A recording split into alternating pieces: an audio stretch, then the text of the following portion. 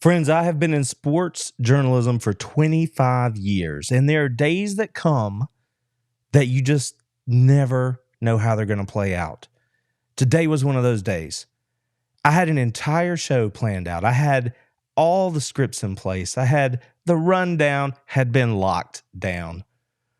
And this afternoon, we get breaking news that has shaken the college football world. Nick Saban is retiring from head football coach at the University of Alabama. If you pay attention to college football at all, then you know the name Nick Saban. If you are not new to this channel, you know this already. If you are new to the channel, let me say it again for you here and now.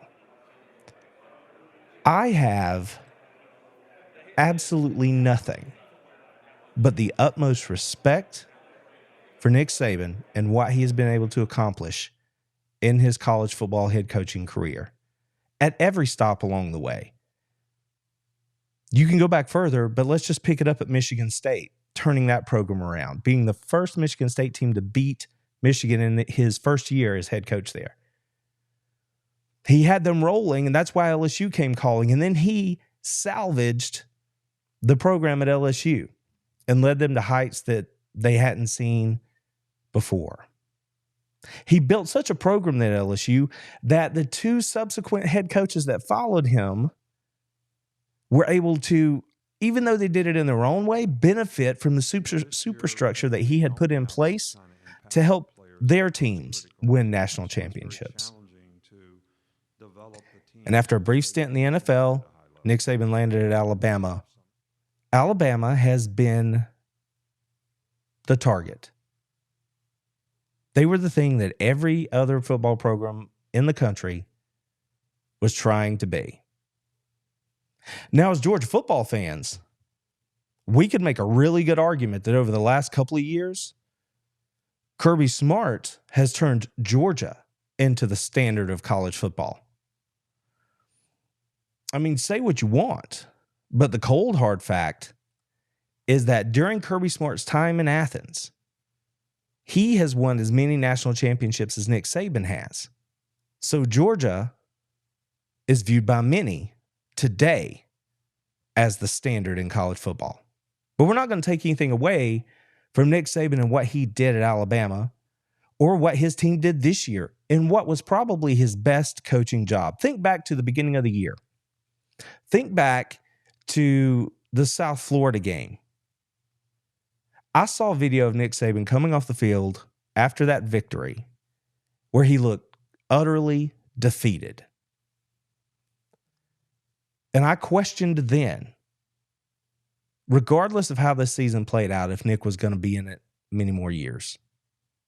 After the job that he did, taking a team that appeared to be in utter disarray early in 2023, getting them to get back to what they were good at, figuring out what they could do, and then doing it well, being a leader of men in a way that Nick Saban has been his entire career, among the very best, and getting that team back to Atlanta where they defeated Georgia, an undefeated Georgia football team, and reminded everybody that Nick Saban still had a little bit left.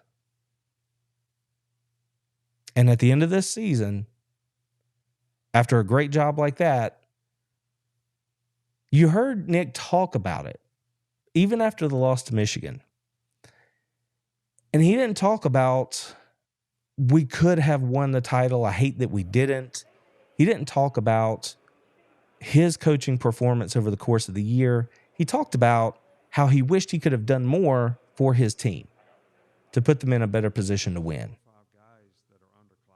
And he talked about how much he enjoyed what from the outside looked like a really tumultuous season in Tuscaloosa. How proud he was of his team.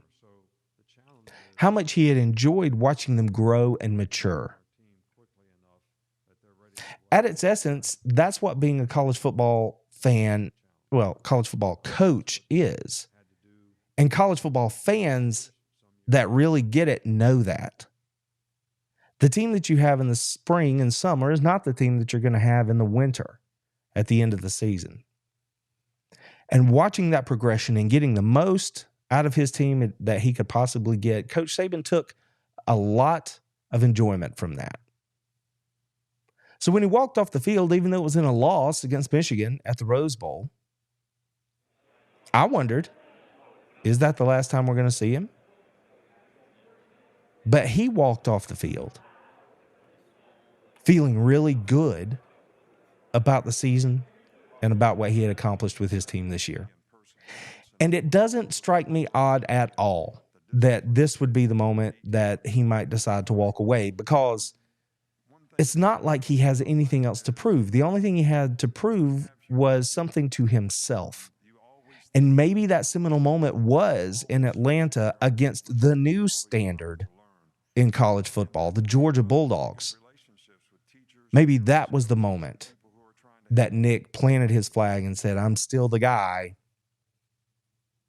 that can step up and win a big game like this against one of the best teams in the country. This year, the best team in the country, in our opinion. He knew that that was a major accomplishment for his team, for his program, because of what Georgia is now. And when he walked off the field in Pasadena, he had nothing left to prove. If they had won another title, fantastic. Didn't play out that way. Sometimes you can just do so much with what you have. But the breaking news today is that Nick Saban is no longer, well, he is announcing, he has told his team that he is retiring as head coach at the University of Alabama. And best of luck to him, wherever he's going from here, whatever he chooses to get into. I wish Nick nothing but the very best, because as I said, I have absolutely nothing but the utmost respect for what he has done in his career and how he has done it at the University of Alabama, because there are a lot of lessons in there that all of us can take and apply to just our daily lives in pursuit of excellence that we hope to attain. So I will say thank you to Nick, because he's helped hone the focus on what those things are, because I'm somebody who believes in personal growth, individual excellence, in the pursuit of it. So thank you, Nick Saban. I'm just thankful I got to watch you do it up close and personal for the last, 25 years in my career, and certainly during your run at Alabama. Told him, how about them fucking dogs? That's what I told him.